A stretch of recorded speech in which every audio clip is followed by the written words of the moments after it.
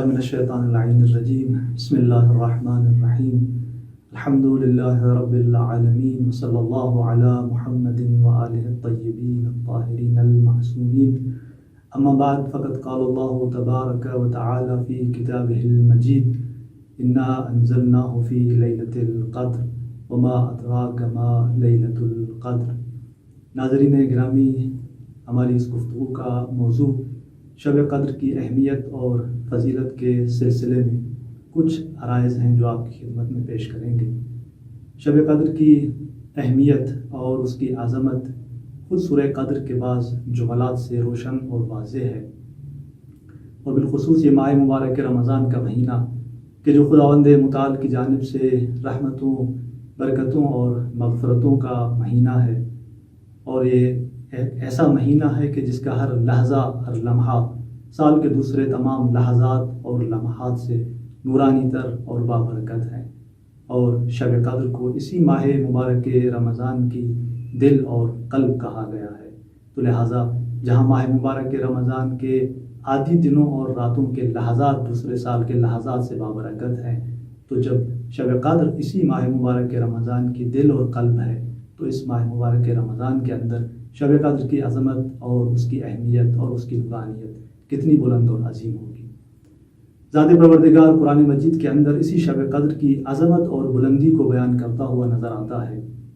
ارشاد ہوتا ہے کہ ما ادراک ما لیلۃ القدر،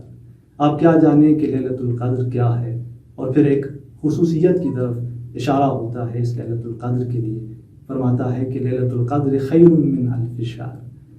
شب قدر کی یہ جو خصوصیت ہے کہ شب قدر 1000 مہینوں سے افضل اور برتر ہے۔ انسان اگر اس شب قدر کی خصوصیت کو درک کرنا چاہے تو یہ وہ خصوصیت ہے جس کو انسان اپنے معنوی سیر اور سفر کے اندر بہتر انداز سے درک کر سکتا ہے۔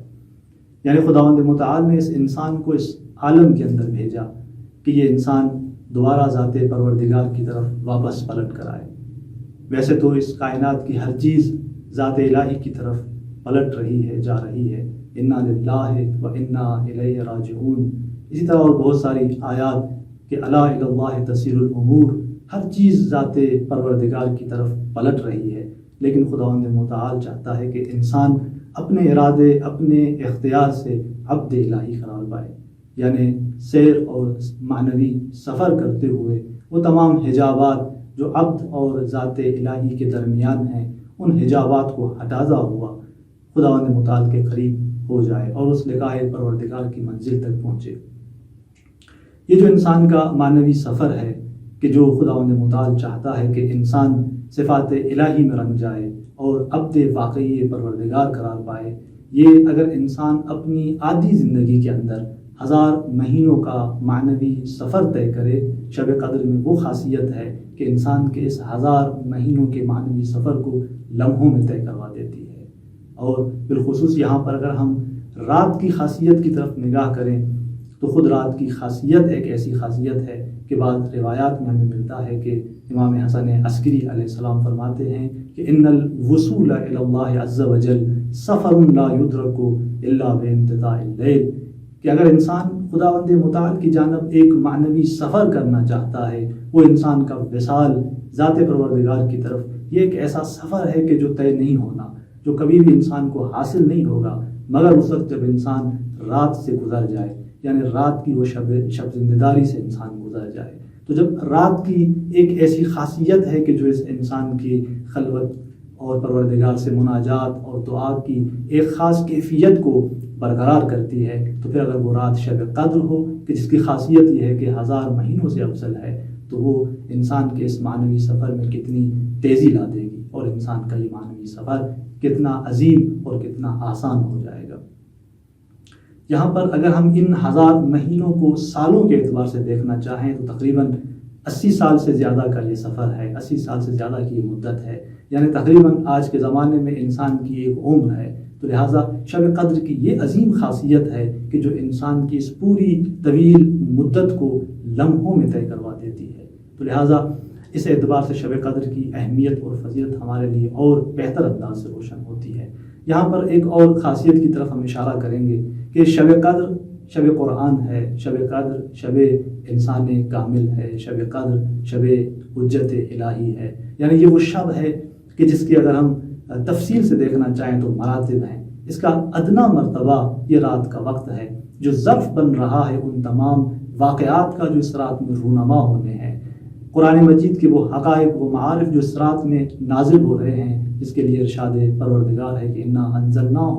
فی لیلۃ القدر، ہم نے اس قرآن کو لیلۃ القدر میں، شب قدر میں نازل کیا. اور اسی طرح فرشتوں کا نزول اس رات کے اندر، اور اسی طرح انسان کی تقدیر کا تعین اس رات کے اندر. یہ وہ وقائع ہیں کہ شب قدر کا جو ادنا سا مرتبہ ہے وہ یہ رات ہے جو ظرف بن رہی ہے ان وقائع کی. لیکن اگر شب قدر کے اعلیٰ مرتبے کی طرف ہم نگاہ کریں تو وہ انسان کامل، وہ حجت الہی، وہ امام معصوم ہے کہ جو درواقع ایک ایسی حقیقت ہے جس نے اپنے وجود میں ان تمام معارف اور حقائق کو جگہ دی ہوئی ہے. تو لہٰذا انسان کامل وہ ذات ہے کہ جو اس شب قدر کا باطن قرار پاتی ہے، بلکہ حقیقت شب قدر انسان کامل امام معصوم کی ذات ہے. اور پھر جب ہم روایات کی طرف رجوع کرتے ہیں تو بعض روایات کے اندر، جیسا کہ تفسیر فرات کوفی کے اندر یہ موجود ہے روایت کہ امام جعفر صادق علیہ السلام نے حضرت زہرا سلام اللہ علیہا کو اسی شب قدر کا مصداق جانا ہے کہ شب قدر کی حقیقت کیا ہے، حضرت فاطمہ سلام اللہ علیہا ہے. یعنی اس کا مطلب کیا ہے؟ یعنی اس کا مطلب یہ ہے کہ یہ حجت الہی امام معصوم جس طرح حقیقت شب قدر ہے، اور اگر حضرت زہرا سلام اللہ علیہا کو اسی شب قدر کی حقیقت کے عنوان سے بیان کیا جا رہا ہے تو یہ بھی ان کے اس مقام باطنی کی وجہ سے ہے کہ جس مقام نورانیت کے اندر، جس مقام باطنی کے اعتبار سے ان تمام اہل بیت کے اندر کوئی فرق اور کوئی تمایز نہیں پایا جاتا. اور یہاں پر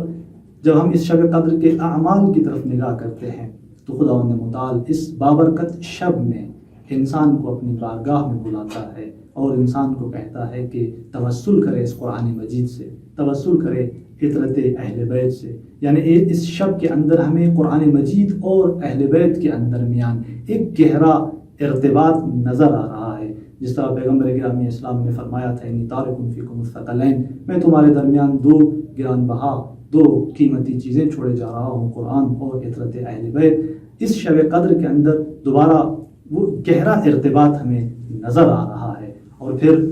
انسان اس شب قدر کے اندر جب بارگاہ الہی میں آتا ہے، قرآن اپنے سر پہ رکھ کر ان ائمہ کے مبارک اسماء کو اپنی زبان پہ جاری کرتا ہے اور ایک ایک اسم مبارک سے خدا کی بارگاہ میں توسل کرتا ہے، بمحمد، بعلی، بفاطمہ، اور اسی طرح تمام ائمہ کے اسامی مبارک کو اپنی زبان پر جب جاری کرتا ہے تو یعنی درواقع انسان قرآن اور فطرت کی طرف اس اعتبار سے ان کے مقامات کی طرف متوجہ ہے اور ان کے مقام کی طرف متوجہ ہو کر ذات پروردگار کی بارگاہ میں توسل کر رہا ہوتا ہے. اور جس طرح قرآن انسان کا ہادی ہے، انسان کی سعادت کی راہ اسے دکھاتا ہے، اسی طرح حجت الہی امام معصوم وہ حقیقت ہے کہ جو اس بندے اور ذات پروردگار کے بیچ واسطہ ہے، جس کے بارے میں علامہ طباطبائی فرماتے ہیں کہ امام اس حقیقت کا نام ہے کہ جو انسانوں کے قلوب پر ولایت رکھتا ہے، جو انسانوں کے قلوب پر تاثیر رکھتا ہے. هو الربط بین الناس وربهم، یہ وہ ذات ہے کہ جو انسان اور پروردگار کے بیچ کا ارتباط ہے. لہٰذا اگر انسان چاہتا ہے اس شب قدر کے اندر بہتر استفادہ کرے اور خدا کے فیوزات کو لے لے اور اپنا معنوی سفر بہتر انداز سے طے کرے تو ائمہ علیہ السلام اور بالخصوص اپنے وقت کے امام کے مقام کی طرف متوجہ ہو کر بارگاہ الہی میں توسل کرے. اور خداوند متعال کی بارگاہ میں دعا گو ہیں کہ ہمیں شب قدر اس بہتر انداز سے نصیب فرمائے. السلام علیکم ورحمۃ اللہ وبرکاتہ.